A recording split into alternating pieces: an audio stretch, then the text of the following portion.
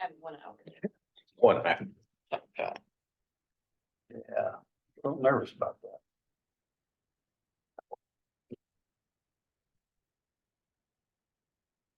Two things on the agenda. Okay, we'll call the meeting to order. We'll, let's, do we always do the roll call first, then the pledge of allegiance? Yeah. We do? I don't remember that. All right. Do you take roll? Who's our secretary? Meyer, Here. Andy Lawson. Here. Chris McCray here, Ed Brand, Here. Dan Hugie, not here.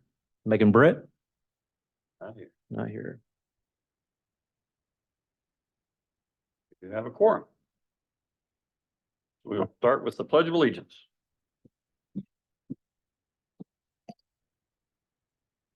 I pledge allegiance to the flag of the United States of America and to the republic for which it stands, one nation, under God, indivisible, with liberty and justice for all.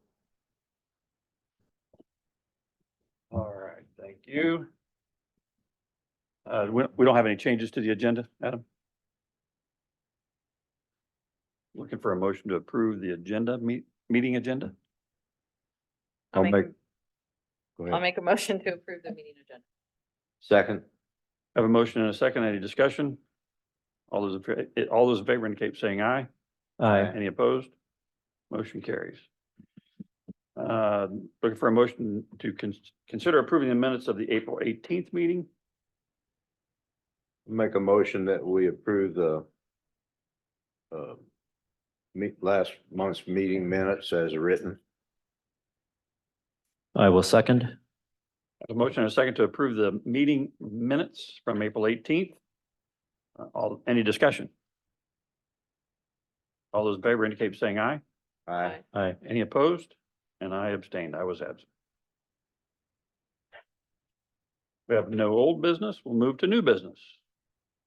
RDC to provide possible amendments to the facade repair grant guidelines form.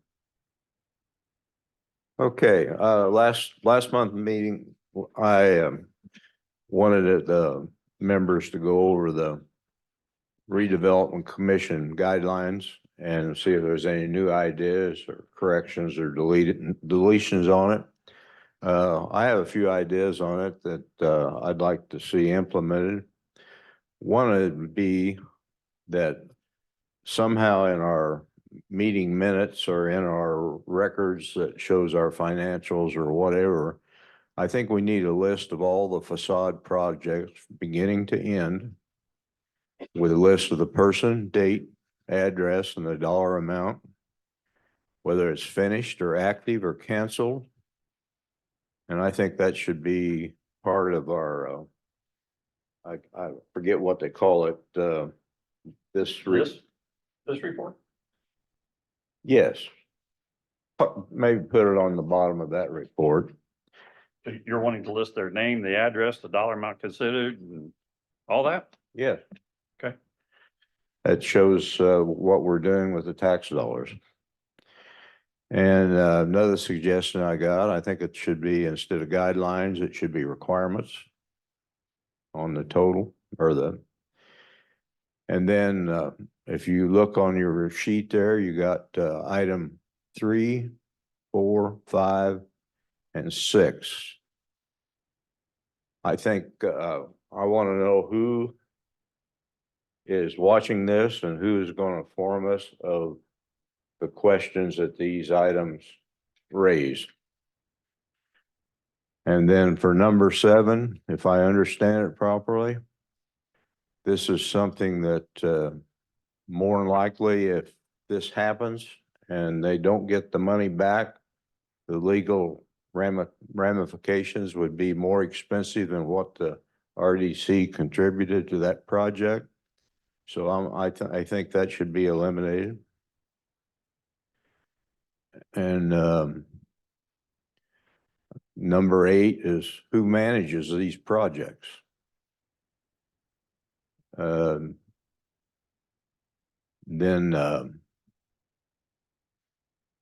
on if you go to 12, number 3 item on there. Who's going to do this? And then on the number 13, do we only pay the contractor or do we pay the owner if he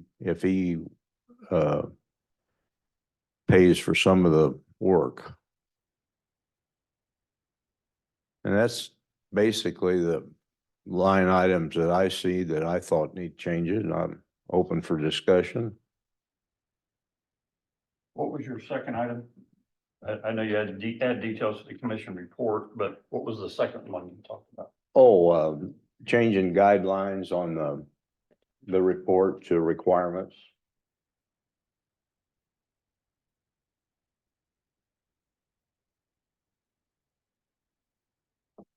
Okay. I think some of those we can answer relatively quickly. 3, 4, 5, and 6, I believe, Adam, you check on those things when you get the application, do you not? Candidly, no, I haven't been doing that. I certainly can. But frankly, until Ed brought it to our attention that it's in the fine print on this, we can certainly take a look at that. And obviously, some of those things would be easier to find than others. For instance, the property tax issue, that's really easy to find. I can find that in minutes. That the owner, now the lien holder may not be delinquent on property taxes. I mean, maybe you could consolidate that because it's really, I think maybe what you're getting at is just the owner. You want to make sure that the owner's paying the property tax. So that's easy to find.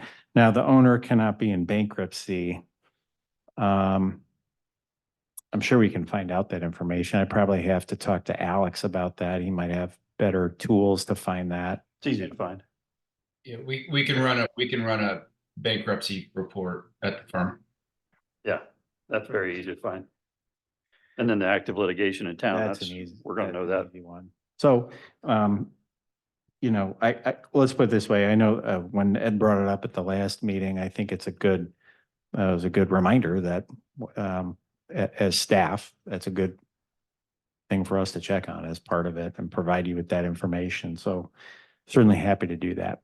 Do we have a formal application for that? I thought we did. No, we really don't. We don't have a formal application developed for it. I'll come up with a draft. Because I think we need to have a formal application with some of these things on there that can be checked Yeah. off on. Sure. What I would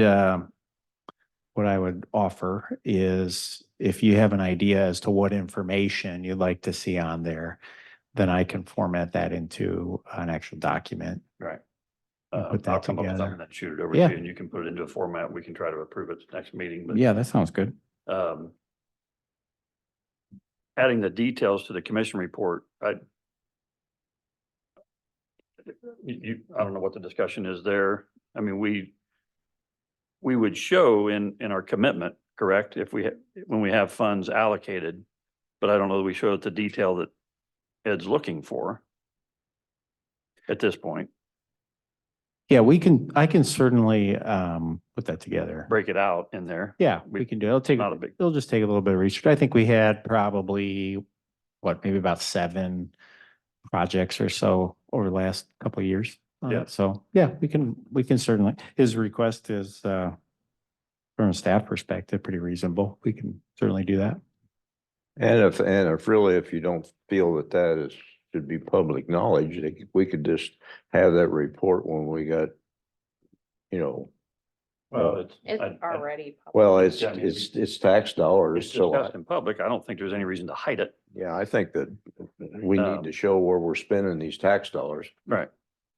I think it would be nice too to see, I think as there's been changes on the RDC to be able to see who has come back and asked again, have they completed a project, or we allocated dollars and they didn't complete a project and now they're coming back for another one, and we may just want to consider that. So it might be nice to have. I like kind of having the historical information of who have we given money to previously and project completed, not completed. Right. Yeah, Um, That'll be, I think, helpful. what I would suggest is, for this particular facade repair program, it's definitely worth mentioning for the record that you all as a commission really set the policy on it. And then it's up to staff to try to execute that policy in terms of what you'd like to see. So to your point about showing whether it's completed or not, we can add that to that spreadsheet that Ed's looking for. Okay, So easy enough. I'm just speaking for myself, obviously just one person, but I'm not a fan of removing item 7. We discussed its enforceability, but I think it's a thinker. That's a guideline. Kind of a scare tactic, yeah. Well, it's a guideline, and if we were to give somebody a sizable amount of money, we would have to talk to Alex about the recovery of that. We talked about placing liens and all that and decided against that, but I'm not a fan of removing Well, that. one thing that Scott came up at the last meeting about that, and it's a thought for the RDC to consider one way or the other, is if the goal, maybe take a step back and figure out what's the goal of the program. And so it would seem that the goal of the program is to beautify the town, to make it, create incentives for people to upgrade their buildings, especially historic buildings. And then that will foster additional projects in the TIF district. So one thing that was debated at the last meeting is if that's the premise of the program, and let's say you had a property owner who frankly wants to flip the property, they want to improve it, bring it back to its historic grandeur or whatever, and they want to flip it in a year or two. If it serves that function of beautifying the town, then does it matter one way or the other? And I only offer this as something to think about in terms of the 7-year rule or doing away with it. Lastly, the other advantage to keeping the 7 years is what you're saying as a commission is we want property owners to be invested in the community, and that's why we have it in there, and that's a fair point too. So That would be my point. I would not be a fan of subsidizing a flipper. Yeah. We want people to come in and stay, Yeah. but that's not my decision. That's up to this committee. So at any point in time, my suggestion would be is we take all these back with us, come up with a formal plan and come back at the next meeting with our decisions on things per our plan. So if somebody wants to make a motion to eliminate that, you can certainly do that at any time. That is your right as a member of the commission. I would never stop that, obviously, but I'm just voicing my opinion on that particular one. My thought on that would be, we will probably only recover funds from honest people that intended to keep a property for 7 years, and people that are flipping properties and know that it's not really enforceable aren't going to pay us back anyway. No, but I like, think we're gonna know yeah, what someone's intent is. We're a small enough town, small enough group that I think if somebody came in and you're just gonna hear it. I think one of the questions that was brought up last month, Scott, when you were here, was why 7 years? Is it just a number?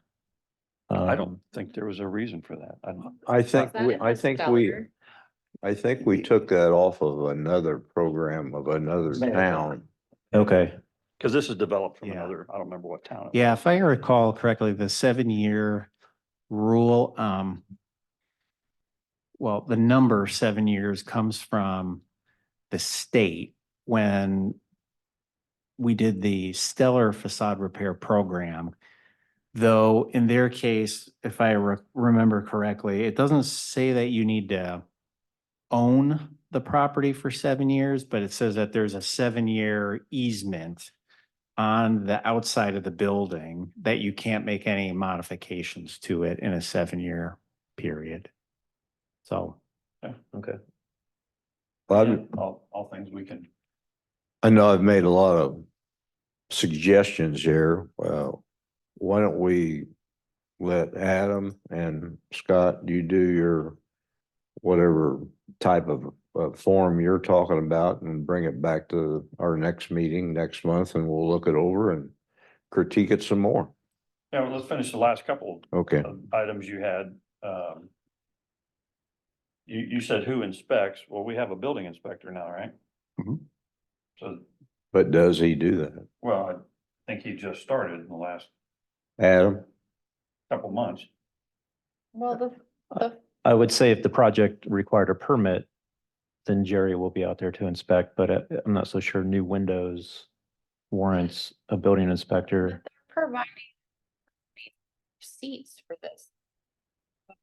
Right? So I mean, it's all already itemized, so. We don't pay till the project's done. Right, and they have to bring in photos of the project and completed, and they're showing us estimates beforehand from so I don't I don't think that's an issue personally. The inspection would be done if it requires an inspection, but I don't see a reason for us to send someone out to inspect when they're gonna bring us and again, small Mhm. town, we're gonna know if Sure. something Yeah. hasn't been done. Then lastly, on item 13, I don't know, I think we've been paying the contractor directly. That was a reimbursement, so But when they showed us proof that it was paid, I think that's really the only requirement is that Mhm. they're bringing us receipts. If we leave it as guidelines instead of requirements, then it really does imply that we can adapt where. Flexibility. Right, there is flexibility saying like, these are our general guidelines, however, we're not married to, this has to be done this way if the contractor required to be paid previous to when we get around to paying them. Because essentially our requirement we would be forcing the contractor to wait on the money, wait on us. Right, I mean, and we meet once a month. Not sure that's really fair. Okay. Well, these are all just suggestions that I had. I wanted to, I mean, I think we could add that to, I mean, we could put that there's either reimbursement or to the contractor, depending, whatever makes sense. The other one that you mentioned was the public relations consent form and waiver. Do we have one? Did that get made? no, hasn't been done yet. I know, I think in working with Alex on that, we just created at the time it's needed. We haven't had. That was a relatively recent addition to the rules, I think, if I remember Okay. correctly, and we haven't had a project that necessitated that just yet, so. Okay, so that's something we need to have. All right, so we got a lot to do there. Everybody good? Oh, Yeah. one last point I wanted to mention for you to chew on is parking lots, if you wanted to add that to your list of eligible items, it's not clear one way or the other. But for example, if you have, I mean, I'll be honest, we have Strauss Market is looking at potentially submitting a request for facade repair. And they're still getting their quotes together, their 3 quotes. And the major thing that they're looking to do is redo the parking lot. And so I don't think the guidelines / requirements are clear one way or the other. So if you wanted to think about what your policy would be on that, could be helpful too. We'll say that for next time when we discuss the whole thing, if everybody's good with that. Yeah, I did have a few bullet points here, and I Sure. think Amy brought up very good point with the difference between guidelines and requirements. And I did some research, and maybe some of the bullet points that I have fall more under that requirements category. Because when I walked into this late last year, comparing this to some of the neighboring municipalities, this is somewhat vague of guidelines. And again, you brought it up today, Amy, the difference between guidelines and requirements here, but just a few bullet points that I think would be pretty important is, I know line item 11 says a start and completion date must be given. To expand on that a little bit, maybe have some requirements with that commencement of work and the completion, something needs to be started within a certain amount of time of the approval of the project. Talk about that one time. I think this is an, I started asking, and maybe that's something to put on the poll, to just say, estimated completion. just so it's not lingering out there and it's not showing up on a report for, months and months at a time and just nothing's happening. And I think we should take on that with availability of and labor, that some contractors were several months out, so we were hesitant to put a time frame on it. I don't disagree with what you're saying at all, Sure. but I think we need to put some time.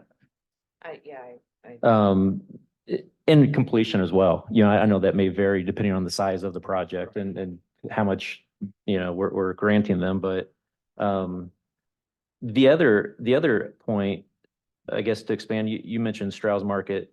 If we could have I know we have the TIF district, but if we could have a map of what businesses are eligible for this.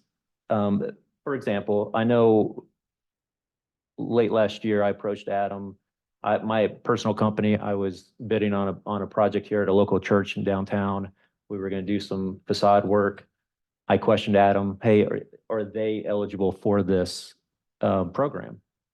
And not sure if I ever got a clear answer, and it kind of fizzled out anyways, but to have some clarification on what buildings, what businesses would be eligible.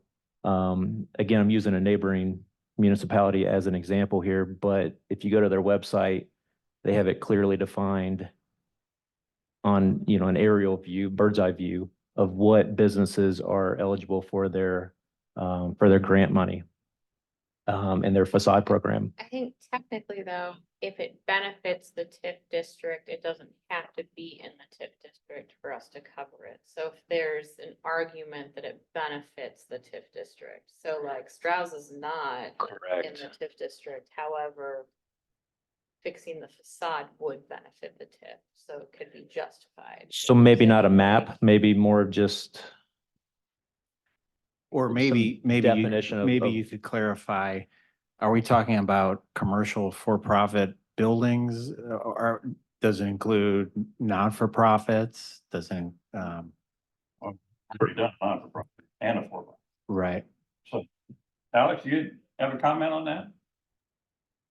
Amy's right. We need to make sure we need to make that connection that if a project is outside of the TIF district, that it does benefit the overall TIF district.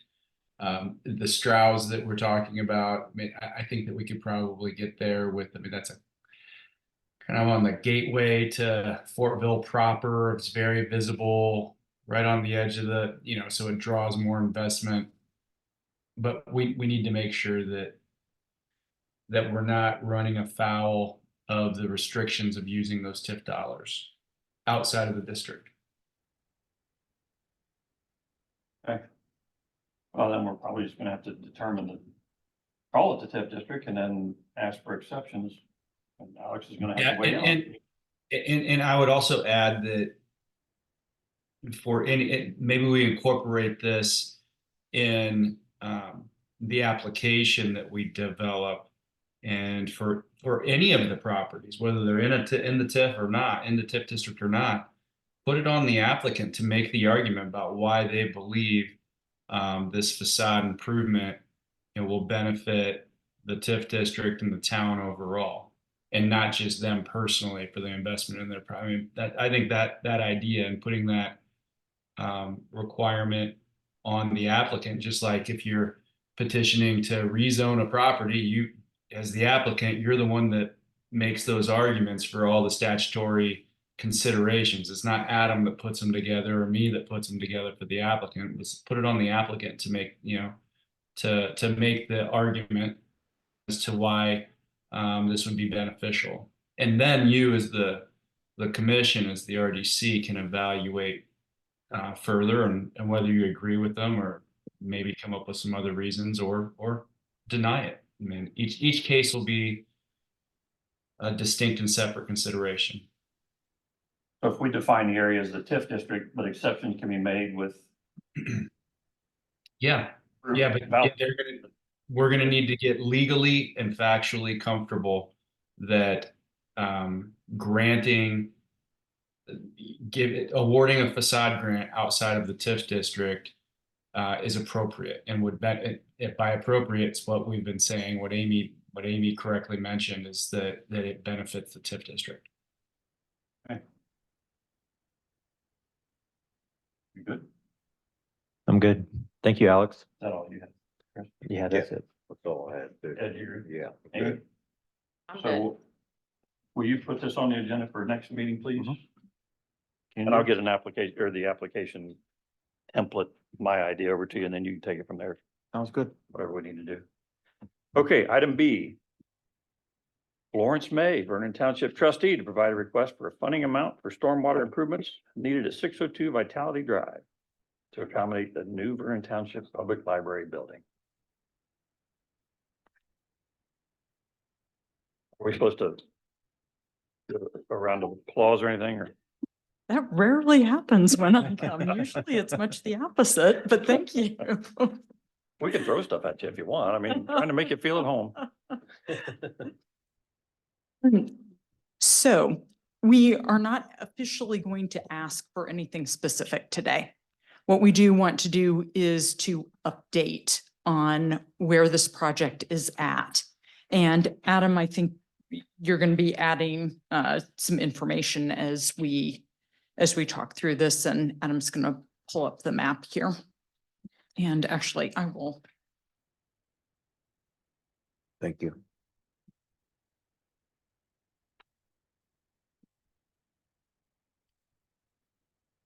Thank you.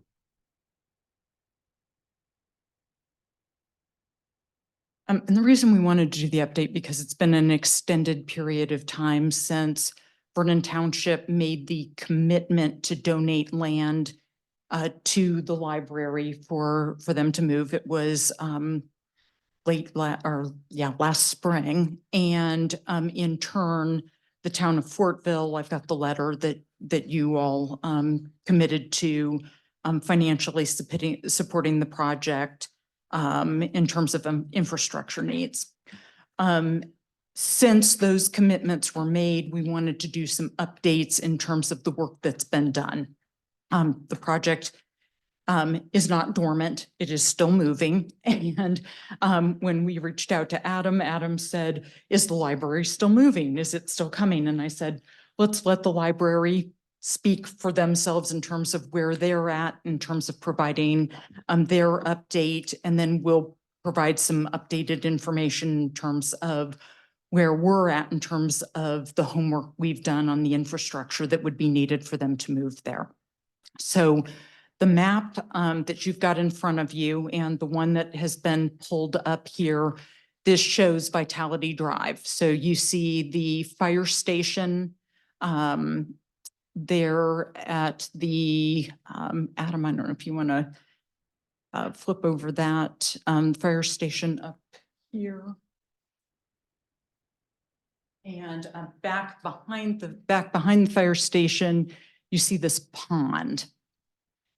And right now, it looks like it's a wet pond, but it is not a wet pond. It is a very ugly, dry retention pond that was built in keeping with the fire station. And it presently, it is actually undersized for the property that is already built. For anything else to be built on that property or the 13 acres to the west, it would have to be expanded. So for the library to come there, for STS, which you see on your map, for them to expand, for anybody to the west to do anything, there has to be an expansion of retention. Not necessarily our retention pond, but retention somewhere. So we went out, we brought in Stuppleworth. Stuppleworth has been coordinating with Adam, and Adam, I don't know if you'll want to say something in regards to this, but has provided some information in terms of what it would take to expand that retention pond, and allowing both STS to do their expansion at 700 West next door, and would allow for the square footage. And I would emphasize that the library, where it is proposed on this map, is not necessarily where it will go. There is not an architect's plan for it yet. It is simply a square footage representation. That the quote that we've gotten so far represents what it would take to get us to the drainage that would be needed for it to come. So if you flip to our attorney, Jeff Bellamy, is here, and Mr. Bellamy worked with Mr. Intermill, and they put together an interlocal agreement. This is it fair to say a draft? It's a really firm draft out. Within 15 minutes of having it completely finalized this moment. On the draft well taken, and we added those. I think we need to flip a coin on whoever the possible tiebreaker on this board for the local would be, and we would be very surprised if that board needs to convene or needs to do a lot of work. But I think I had suggested possibly the surveyor being, the county surveyor being a fifth tiebreaking member or something like that. But for the most part, it's a fairly straightforward agreement. We got together pretty well. And what it lays out is the initial swipe at the financing. Here's the thing, we don't know that these are the final numbers. And so that's why I'm saying we're not here to actually ask for funding. This was for us to get an idea of, was this so expensive that it was just out of reach? And we would all say absolutely not. Was it, within the realm of possibility that we should be talking about it, and that we could begin discussion. We also felt it was really important to come before you now, because the library is going to need to go for bonding, and they need to understand, are they going to have to bond for drainage money? And is the agreement with the RDC going to hold that some of the infrastructure will be paid for? So we wanted to make sure that we continued to keep you informed as to where we were. We are still committed to make the donation of land to the library. We wanted to start doing the homework to understand what the potential costs of this are.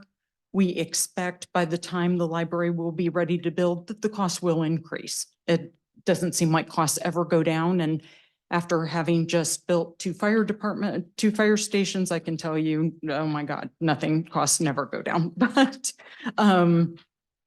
to start to get a framework, and also if there's just questions on this process, if there's things that we should be looking at or discussing with you, that we start to do that. Is this helpful? Well, I think so. Okay. Yeah.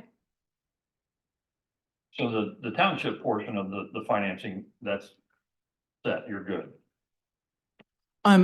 The donation of land is good, and that the financial portion of it will actually come from STS because we have broken off their percentage of the drainage piece, and they have agreed that they will pay their portion of it. Well, in Article 5.1, the financing, it says Vernon Township with 41,000. We will be collecting that from them, and you will not have to worry about The that. entire amount comes from STS. Mhm. Okay. But the 271 from RDC, that's not a final number, so we, It starts to give you a ballpark of what the first swipe of this was. How long ago did you gather these numbers? Just past what? Adam, when did that come in? Past few weeks? Okay. Yeah. Wanted to make sure it wasn't like last year. No. Okay. No, past few weeks. End of March. end of March. Very. Anybody have any questions for Ms. May? Mrs. May?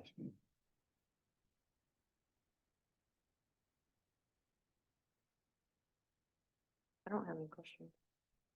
Chris? I'm good. Yeah. I'm all right. Bob too. Ed, Huh? you got questions? No, Oh, no. I thought you said, yeah, you got Okay. questions. No, I can't, I said, I'm all right with the project. I don't believe I've heard that before from you, And, so I'm, and the dollar amount and supporting the library, yeah. okay. But it's not a super gratifying project to support, but drainage is drainage. Well, Well, it's for the library, is Correct. what I'm I get it. saying, yes. improvement of that area so that area can get improved just in general. It's a necessity. Whew, big necessity.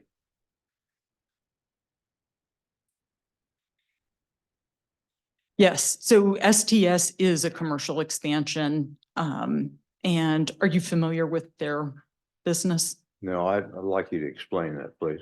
So that's actually a building the township sold. It was formerly the Seals ambulance building. We sold it to STS 2 years ago, about 2.5 years ago. And they they take hardware from schools and they update it with security and software and take it back to the schools, and so they can do one-to-one learning. And it has been so successful that they need a lot more space. So great business to have, good tech business to have here in our community. And their parking is overflowing, so they're in need of expansion. And so the other point of clarification would be that STS would like to expand now. They're busting at the seams. They're renting space in McCordsville on a temporary basis to meet their needs. And so the challenge has been that they don't really have much detention at all on the property right now. And they'll be adding a lot more impervious surface, more building footprint there. And so in order to accommodate the expansion that they want to do, they simply don't have the room on the property to have detention on there. So also, we know that it's going to take some time to be able to build a final detention pond, and it would only happen if the library project happens. So everything, all these pieces have to come together. So what I'm getting at is that, and correct me if I'm misstating it, but my understanding is that basically the $40,000 or so that STS is paying to the township, that's essentially saying, township, we're paying you money to be able to accept our stormwater. And we think that in the interim, that there's enough land on the property. We'll confirm this with Steppenworth, but we're thinking that there'll be enough land on the Vernon Township site right now to be able to accommodate their runoff in a temporary configuration. And then they'll use that money to, if they end up doing the larger pond as part of the library, which we all hope happens, then they will use that money towards So it. we will not collect that money unless the larger pond is approved okay. and the library moves there. Okay, And we gotcha. will not build the pond unless the library moves there. Okay, gotcha. just That to that clarify. clarifies it even more. So, Yeah, I think that at one point there was maybe some confusion that people thought maybe we would build it and we would get reimbursed for it. We do not have the money to do that. I have fire equipment I have to buy and Yeah. I don't have drainage money. Got a bunch of money if you need some. well, and then, Correct. Possibility that you're not gonna put the library there. We are prepared to donate the land to the library at the point that the library receives bonding. So the only hiccup for the library is the bonding. And we don't anticipate any bonding issues, right?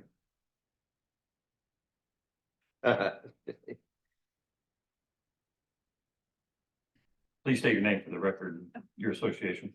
Hi, my name is Ashton Bennett. I am the new-ish director of the Vernon Township Public Library. So I came in January. So this is all new to me. This is my learning piece. Is new an official title? New-ish is my official title, yes, in parentheses-ish. Yep. But yeah, so we are at the current state where the image that you see, of course, I came in the middle of this. Our vote had already happened last fall. We had some differences in our opinions. So our board was moving forward with this plan here. And so in talking with the township, recently, there's some concerns about adding to their current building. So we are revisiting design plans right now. So, sorry, I have been sick this week. Excuse me. So our intent is still a 14,000 square foot building, but we are looking at other options, not what you see here possibly. So our intent is still moving to the site. We just aren't to that stage of where we thought we were, on our end at least. So that site's still gonna happen. Yes, our Not plan, our reconsidering intent, site. it's this what you see, and Flory can correct me if I'm wrong. The plan that you see before you is not set in stone. What's set in stone is the township has committed to donating us land. We are intending a 14,000 square foot building. So you see a 14,000 square foot building, but we're in the process of talking to our architects about different design options.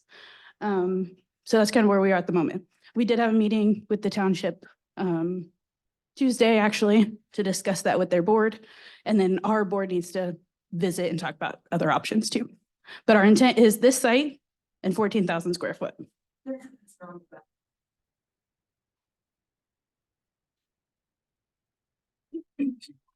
Okay, so what I'm looking for is not a play on words. You said intent. Yes. Is that intent or commitment that that's gonna be your spot? I don't know if we can say that for sure until our board discusses. So this is all new information from yesterday. Okay, so had a commitment here that we were, I believe the that's the township spot. should We answer went that through a lot- question. we went through a lot of stuff to get to this point. And now suddenly, well, it's our intent. I'm clear on that. That's not my question. Yeah, I can't answer the commitment because it's their property. So our commitment from our board, our vote was this site. But that has since had concern from the township about this specific building plan. So the building plan may change, but the location will Correct. remain the same. The design itself, yes, it's still a 14,000 square foot building. It is still on the trustee site. It just may not be attached, which is Yeah. what the township board right, it might is be, feeling. Yes, so it sounds like, That's what- yes, if I'm paraphrasing, is that the concern is about the structural integrity of the existing building. And for instance, the new library could simply be a standalone building closer to Broadway, Yes, but it'd still be 14,000 square feet. yes. The RDC is still gonna pay the share of the, Well, that's our the pond. intent. We haven't committed yet, have we? So, I'm just. yeah, kidding. but, I have your letter of commitment. So I do have that. so really, it's fair to say that's the only thing that's changed is that instead of having it attached to the building, it might be freestanding, but Right. everybody's still in agreement that it's gonna be on that site. It's gonna be about that size. The RDC is gonna pay Correct. for the pond. So make sure we're all on the same page. 'Cause it We're sounded gonna like- help pay for the. We were gonna have a meeting, but it sounds like there were some wires that might have been crossed, but I think we just discussed it now, so, so in any event, Any other questions from the? Do we have any issue with our intent to commit with the dollar amount? We're not committing to anything at this point, obviously. I don't have. They're any- not asking for anything, but do we have any issues with what is presented? I don't have any issues with that ballpark. No. Thank you. Is that all we have then? well, the last thing that I wanted to mention on that too is we wanted to make sure from a staff perspective that if the library project didn't happen for whatever reason, that the RDC doesn't cut a check for that. And the money is retained for drainage for a different purpose. So the edits that you saw from Alex simply reflect that, and it's language that everybody's comfortable with. As the township has said, they're only going to build the pond if the library happens. And therefore, the RDC is only going to pay for the pond if the library happens. And so that's what the fine print in the agreement that Alex added reflects. But we're not voting on this. No, Okay. no. And I think lastly, the point was just to show you an order of magnitude as to how much the RDC would have to shell out for that. Potentially in the neighborhood of 270,000, maybe more. If the separate structure is built, it might change the detention needs on the property. So is that all a fair assessment? And it may not change at all. Yeah, it might, because it's still the same square footage. So it might end up being around that amount anyway. So, Okay. Well, very good. So we're done with item B. On to review of financials. Those that are here for just this item B, you're welcome to, you don't have to stay for the rest like the rest of us do. Thank you. Review of financials, any questions? Make a motion that we accept the financials as written. My second. A motion and a second. Any discussion? All in favor, indicate by saying aye. Aye. Any opposed? Motion carries. Approval of invoices. all right, I can give you a quick overview of these. So the first one is from AIM Media Indiana, the Greenfield Reporter. This was for the public hearing notice for that resolution, public hearing to amend the declaratory resolution on that. So. And then we had 3 bills from Bose, McKinney and Evans. The first one had to do with acquisition of 124 East Stat Street. The second one had to do with acquisition of 611 to 613 East High Street. And then the third one had to do with 624 High Street acquisition. And then lastly, the final invoice was from Buzz Krohn, OW Krohn and Associates, and had to do with preparing the RDC annual report that you reviewed a couple months ago.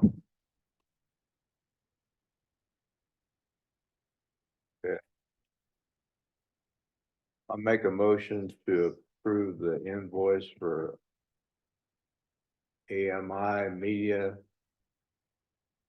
Indiana for 4690.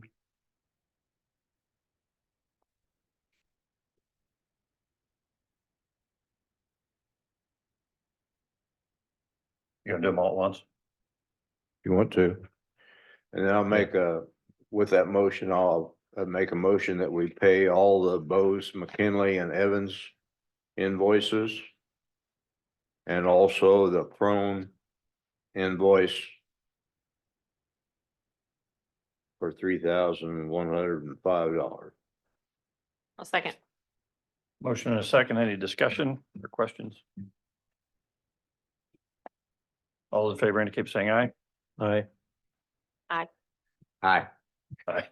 Any opposed? Motion carries. Staff comments. No, nothing for me, unless you have any. Public Public. Oh, I skipped right over public. Any public? Most There's of only them- one public. Those most of two them aren't left. important. Yeah. Yeah. So then we can skip on to staff comments. Nothing for me unless you have questions on anything. Nope. Board comments? None. No, sir. All right. Look for a motion to adjourn. I make a motion to adjourn at 7:20 PM. Second. All in favor indicate by saying aye. Aye. We're adjourned. All I'm right, not looking for any opposed. Thanks, Alex. Have a good night. Thanks, Alan. Night. Thank you.